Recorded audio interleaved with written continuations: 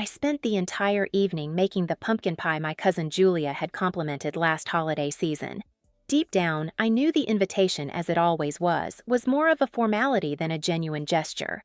I was always the last name on the list, but Josh and Lily were so excited that I couldn't bring myself to decline.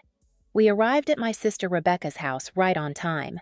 Her suburban mansion in North Salem was beautifully adorned, with twinkling lights lining the iron fence and wreaths hanging in every window. Josh held my hand tightly, and Lily clutched the pie box as though it were a priceless treasure. Rebecca opened the door with a smile that seemed more polite than welcoming. She wore a wine-colored velvet dress, her hair perfectly styled, and stepped out as if she was about to take the stage. "Oh, Caroline, you came?" she said. I leaned in for a quick hug, but she didn't return it. Her eyes scanned the pie box. "I told you not to bring anything this year. Pumpkin pie? Let's hope it's not too sweet," she said, then turned and walked back inside without waiting for a reply. Inside, laughter filled the air, mixed with the rich scent of turkey and cinnamon. Everyone was dressed beautifully, chatting and laughing around a long, magazine-worthy dinner table. We stood by the door, feeling like strangers in a place that should have been familiar. No one offered us a seat or greeted us. They spoke as if we were mere shadows in the corner. I kept smiling, even though it felt forced. I placed the pie on the kitchen counter while Josh helped Lily take off her coat. She looked up at me and whispered, "Mommy, why isn't anyone saying hi to us?"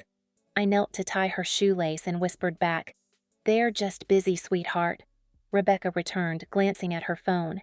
"I just checked the seating chart. Caroline, you don't mind sitting in the side room, do you? There's a small table in the laundry room. It's been cleaned," she said. I thought I misheard. "The laundry room?" "Yes, it's clean and quiet. The kids will be more comfortable there," Rebecca added, giving me a wink. "Better than having them squeezed in with all the adults." Josh held my hand. Lily lowered her gaze. I smiled faintly, picked up the pie, and followed Rebecca's direction. The side room was past the back door, and it was literally a laundry room. The washer was still humming, and a small wooden table was shoved against the wall with 2 folding chairs and a tiny plastic kids' chair. There was no tablecloth, no warm lighting, just a buzzing fluorescent bulb overhead. I set the pie down and took a deep breath. Josh sat silently, and Lily climbed onto the plastic chair, her tiny hand resting on her knee. No one spoke. I opened the pie box and served 3 small slices, knowing no one else would touch them. The laughter from the living room pierced through the silence like needles. My throat tightened when Lily asked, "Why doesn't Aunt Rebecca want us to sit with everyone?" I sat up straight, poured water into 3 plastic cups as if we were in a fine restaurant. "Happy Thanksgiving, babies. Wherever we are, as long as we're together, that's enough." Lily smiled. Josh raised his cup, his eyes no longer sad. And in that moment, I thought to myself, one day I'll show them. Not with anger, but with my worth. I was about to throw away the leftover pie when we heard tires screech outside the tiny window above the washer. All 3 of us looked up. Josh raised his eyebrows and Lily sat up straighter. Headlights swept across the wall and stopped right at the back door. A long, sleek black car quietly pulled up on the gravel path leading to the backyard. It wasn't an SUV. It wasn't a neighbor's car. It was a limousine. Josh leaned toward the window, wide-eyed. "Mom? That car?" I stepped beside him, peering through the frosted glass. A man in a black suit, wearing a hat and white gloves, opened the back door. Then a woman stepped out, poised, composed, her heels clicking softly but decisively on the gravel. She wore a slate blue wool coat with a high collar over a knee-length sweater dress. Her silver hair was neatly pinned up. Her face showed the signs of a life lived fully, yet without bitterness. She looked around calmly. Then her eyes landed exactly where we were standing, at the back door. Lily whispered, "Mommy, she's looking at us." I swallowed hard and cracked the door open. A rush of cold air swept in, carrying a hint of snow and jasmine from her scarf. "Hello?" she said. Her voice wasn't loud, but it was clear and confident. "I'm looking for Caroline Brooks." I froze. "Yes, I'm Caroline," I replied. She smiled slowly. "Good. I'm Evelyn Rhodes. Executive Director of Voices Rising, a foundation supporting single mothers and women who've been pushed to the margins. She stepped forward. I'm here because of a story, a post you wrote last year on a community forum about rebuilding your life after living in a shelter. My heart skipped a beat. That post? I had typed it on my phone one late night after work, while Josh had a fever and Lily was asleep on the couch. I didn't write it for attention, just to let something out. I never thought anyone would read it. Evelyn continued. Your post spread through our network. We've been searching for you for 6 months. When your name appeared on an old volunteer registry, I decided to come myself. She glanced around at the laundry room setting. I didn't expect to find you here. I blushed, not expecting to be found in a laundry room. Josh gently squeezed my hand, and Lily still clutched her dress. Evelyn smiled warmly. I'm here to invite you to be a featured speaker for Voices Rising's upcoming Inspirations series, she said. We'd like you to be our keynote speaker at the spring conference to share your story from the beginning. No filters, no embellishment. You'll be compensated fairly. We also want to publish your story as a book with full editorial control in your hands. I stood frozen, unsure of what to say. Part of me didn't believe it. Another part of me felt a sense of relief. Are you sure? I heard myself ask. I'm just a mom trying to survive. She looked at me like I had said something absurd. That's exactly why we need you, she replied. We don't need perfect success stories. We need people like you, real, brave, and still moving forward. Josh looked up at me. You'll do it, right? I looked at him, then at Lily, then back at Evelyn. Yes, I said. I will. Evelyn nodded. The car is waiting. If you're ready, we can talk more over dinner. I glanced back at the folding table and the half-eaten pie. Let me grab my coat. No need, she smiled. We'll take care of you from here. I held my children's hands as we stepped out of that suffocating room. The cold wind bit at my cheeks, but my heart felt strangely warm. And when the car door shut behind us, I knew the world had just shifted. Not because I fought for a place, but because finally my worth had been seen. On the way to the restaurant Evelyn had reserved, I was still in disbelief. Josh sat beside me, clutching the pumpkin pie like it was treasure, while Lily leaned against me, her wide eyes fixed on the softly lit ceiling above. Outside the window, Rebecca's neighborhood faded behind us, like a memory quietly being erased. Evelyn smiled at us through the small divider window between us and the driver. I know this might all feel sudden, but I've wanted to meet you for a long time, Caroline. I turned toward her. You found me because of a post? Not just one. Evelyn nodded, her voice low and warm. A whole series of short posts you shared over about 6 months after leaving your ex-husband. You wrote about your night shifts at the restaurant, about having only $3 left for gas, about turning a packet of instant noodles into a living room party with your kids. I read every word and I cried. My cheeks flushed, not from shame, but from being overwhelmed. I had written those words in silence, late at night when the world slept, sitting on a wooden kitchen chair, trying not to wake the kids. I never thought anyone would read them, let alone someone like Evelyn Rhodes. I still remember one line, she continued. I don't want my kids to think they have to toughen up to survive. I want them to know they deserve to live, to breathe, and to dream. Evelyn looked at me for a long time. I've never read anything so honest. I clenched my hands gently, trying to steady my voice. I wrote so I wouldn't fall apart. And that's what made it powerful, she said. Voices Rising is hosting our spring summit soon, bringing together activists, writers, educators, and single mothers from across the country. We need someone to open it, not with credentials, but with heart and live truth. I want that person to be you. I looked at Josh and Lily. Josh sat still, staring out the window, but his hand rested lightly on his sister's shoulder. Lily remained close to me, nodding softly as if sensing a shift in our lives. I've never spoken in front of a crowd, I said quietly. I'm not a polished speaker.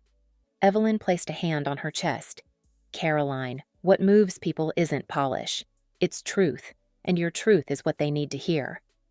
I stayed quiet for the rest of the ride.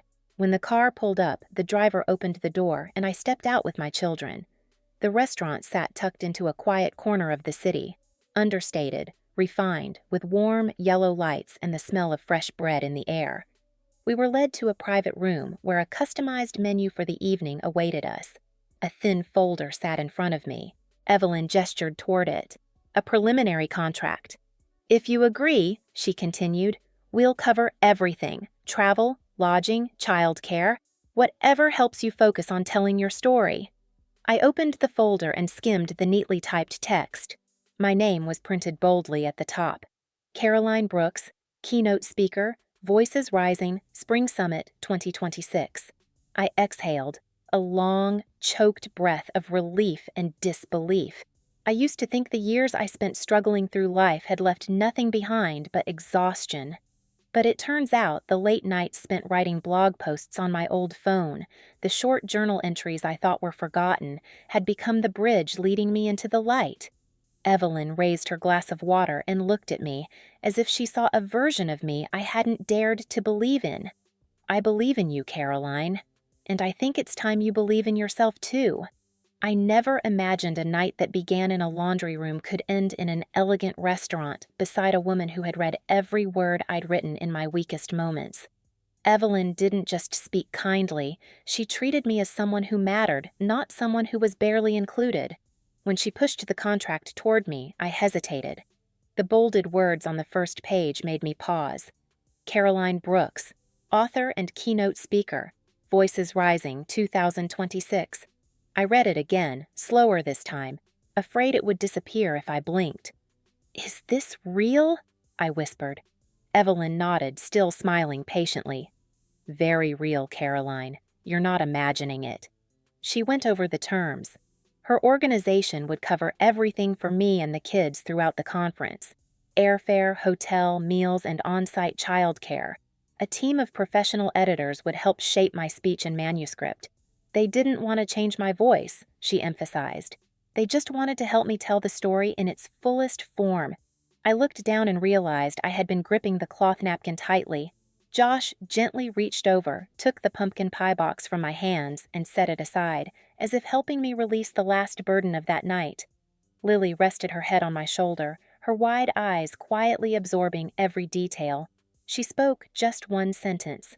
"Mom, they chose you because you're you." I turned and smiled at her, tears stinging my eyes. For the first time in my life, I wasn't Rebecca's sister, or Mrs. Brooks' daughter, or the divorced woman with 2 kids. I was simply myself, Caroline, the one who wrote with her whole heart, not knowing if anyone would ever read it, but writing because she couldn't not. Evelyn lifted her cup of tea, the golden light catching on the emerald ring on her hand. "I once told my team," she began, "if you want someone who can shift the mood of a whole room with their real story, find Caroline Brooks." I laughed, a little embarrassed.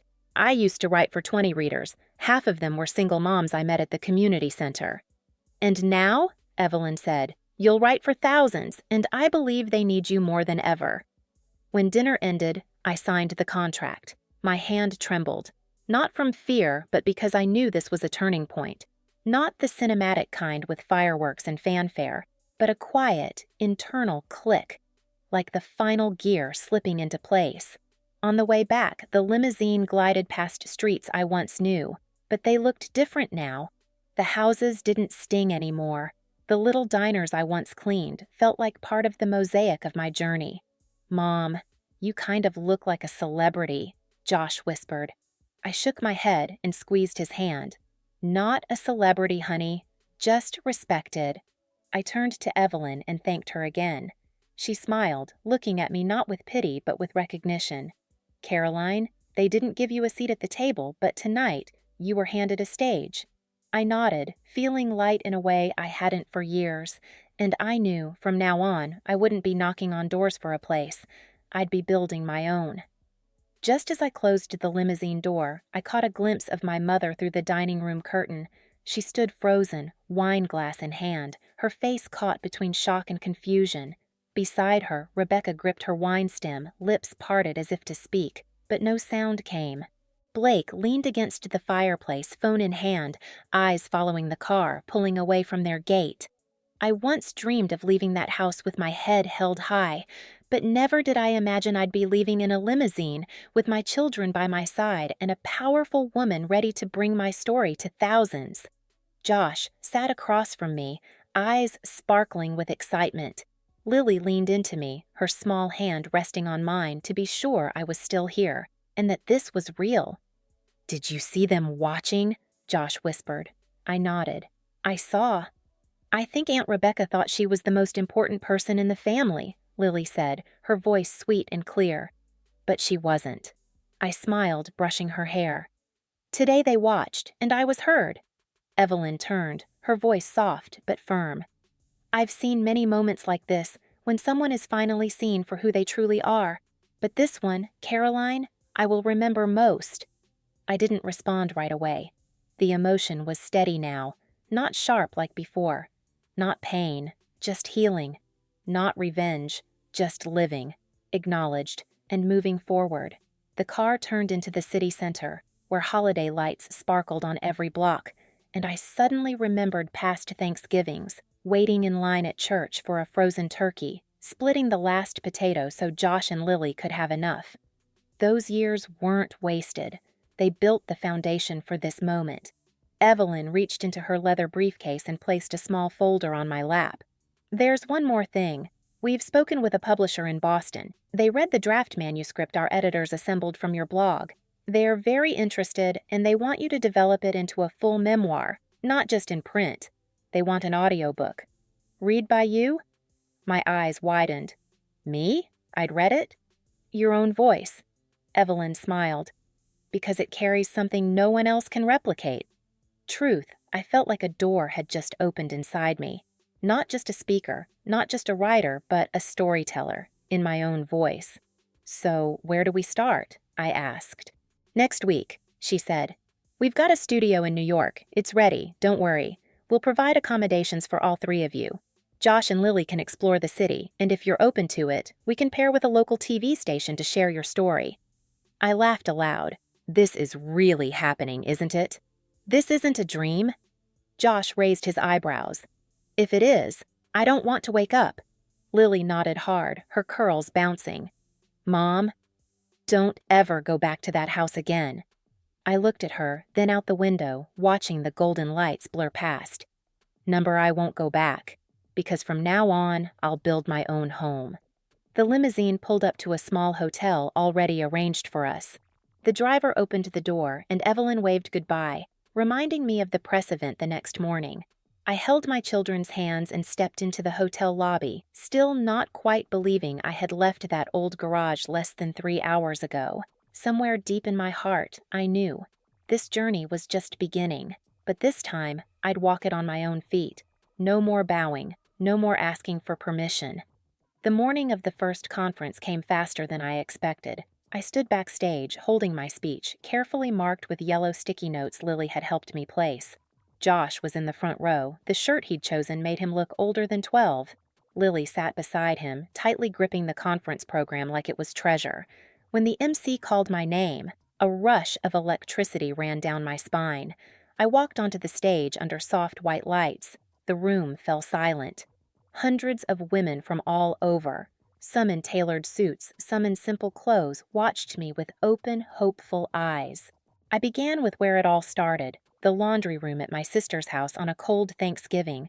I told them about the years in a 2-bedroom apartment, working 2 shifts a day and blogging at midnight to hold myself together. I didn't sugarcoat anything. I spoke about the shame of food lines, about feeling invisible in my own family, and most importantly, I spoke about the moment I stepped into that limousine with my kids, knowing I had just left the past behind and stepped into the life I chose. When I finished, the room stayed silent for a beat. Then came one clap, then another, and soon the entire room erupted in applause so loud I almost cried. One woman stood, then another, and soon the entire room was on their feet. I couldn't believe it. This wasn't a dream. After my speech, I spent 2 hours meeting attendees. They came to me with shining eyes, holding my hands, telling me their stories. One woman had lived in her car with 2 toddlers. Another had just left a suffocating marriage. A retired teacher told me she'd felt invisible in her family until she heard me speak. "I don't need permission to exist anymore," one woman told me. "Thank you for saying what I've always felt." That sentence stayed with me all day.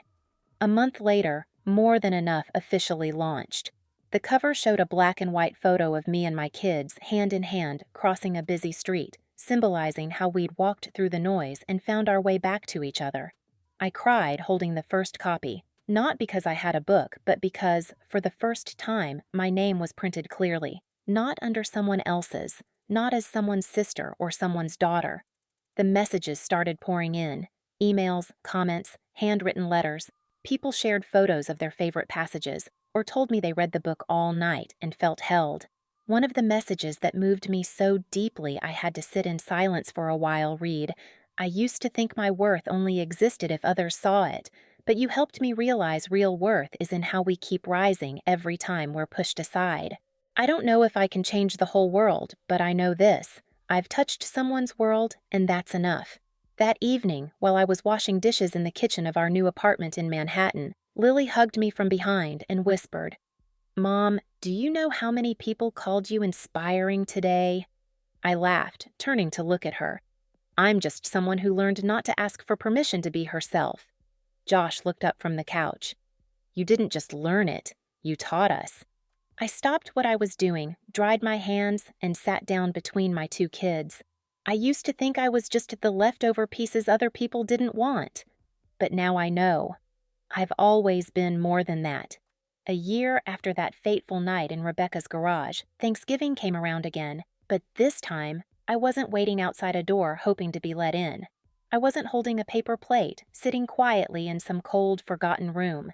This year, Thanksgiving was held right in my small apartment in Brooklyn. It wasn't fancy, no crystal chandeliers or a 12-seat table like my sister's, but my kitchen was warm, the pumpkin pie smelled amazing, and most importantly, everyone there wanted to be there.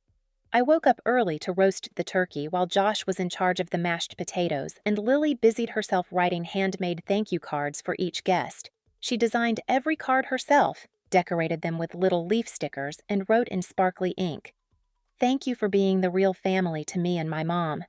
There were just 8 of us at the table, the 3 of us, Evelyn, 2 friends I met at last year's conference, Dinah and Carla, and our elderly neighbors from across the hall, Walter and Ruby, who once lent me a pan when I first moved in. None of them were blood relatives, but each had shown up with the kind of kindness I'd longed for my whole life. Evelyn arrived early, bringing homemade pumpkin soup. She entered the way she always did, confident, calm, and with a quiet grace that made everyone feel valued without needing to say a word. "This is the first year I didn't attend the office party," she said as she placed the pot on the table. "This is where I really wanted to be." I smiled, tying an apron around her waist. "Well, then today, you're not the director. You're my sous chef." "Sous chef?" Evelyn teased. "You might want to rethink your leadership style, Caroline." Laughter filled the kitchen and spilled into the living room. Josh turned on some soft jazz while Lily darted around, making sure each fork was perfectly placed, reminding me every time I forgot that the napkins should go on the left. We gathered around a small, round table, too small for all the food, so a few dishes were stacked on the bookshelf. But no one cared. Walter told the story of how he met Ruby at the public library. Carla shared her project supporting single mothers in Queens. Dinah excitedly mentioned starting her first baking course. And me? I just sat there, listening, smiling, and looking at my kids with a gratitude too big for words. As the meal wound down, Lily stood up, holding a folded piece of paper. She cleared her throat, serious as if she were about to present in school. "I have a speech," she said, and everyone chuckled. "The first Thanksgiving speech," I whispered. Lily began to read, slowly but confidently. "Last year, I ate Thanksgiving dinner in a laundry room. I didn't understand why we were placed there. But this year, I get it. Because if we hadn't been put there, we wouldn't have found the place we belong. Today, I know. I'm home." I covered my mouth, tears slipping out before I noticed. Evelyn gently placed her hand over mine and gave it a soft squeeze. Josh stood up after his sister, quietly adding, "Mom, we're proud of you. Thank you for never stopping." I stood too, raising my glass of apple cider, my voice trembling. I used to think family was something unchangeable, those who gave birth to us, raised us. But now I understand. Family is the people who choose to love you, freely, every day. And today I'm surrounded by the family I built with my own heart. We clinked glasses. Not in unison, not perfectly, but with sincerity. After dinner, Lily pulled out an old board game and Josh replayed the video of my conference speech. I didn't stop him. I'm not afraid of hearing myself anymore. The voice in that video belonged to a woman who once felt invisible, but who now knew she didn't need permission to matter. That night, after everyone left, I sat in the kitchen holding a warm mug of tea, candles flickering low. A new message came in from my mother, just like every year, cold and short. Hope you're doing okay. Happy Thanksgiving. I didn't respond right away. I looked around our little apartment, crumbs on the table, Lily's card still in the center, and laughter still echoing softly in my heart. I smiled. I was okay, more than okay, because I had found a family that didn't need to share my blood to be part of my soul. A week after Thanksgiving, I received an invitation from the National Women's Conference. They wanted me back as a guest of honor for the closing session, but this time, not just to speak. They wanted me to join a roundtable with women who had heard my speech the year before and made powerful changes in their lives. I said yes without hesitation because I knew my presence wasn't about proving anything anymore. It was about listening, sharing, and reaffirming one truth. Sometimes being pushed aside isn't the end. It's the beginning of something far more meaningful. This year's conference was held at a newly opened art center in Chicago. When I walked into the auditorium, I felt no fear or doubt. I wore a soft gray suit designed by Carla, my dearest friend from last year's summit. Pinned to my jacket was a small wooden table brooch, the symbol of the new project Evelyn and I had launched. Build Your Own Table, helping women build careers and confidence from the ground up. I sat among 6 women, each one a living story. One had been shut out by her family. Another had overcome abuse, unemployment, or loss, but all of them had one thing in common. They had heard my story a year ago and asked themselves, if she did it, why not me? The first to speak was Marcy, a retired teacher. She said that after watching my video, she applied to volunteer at a skills center for single mothers. I used to think I had nothing left to offer, she said.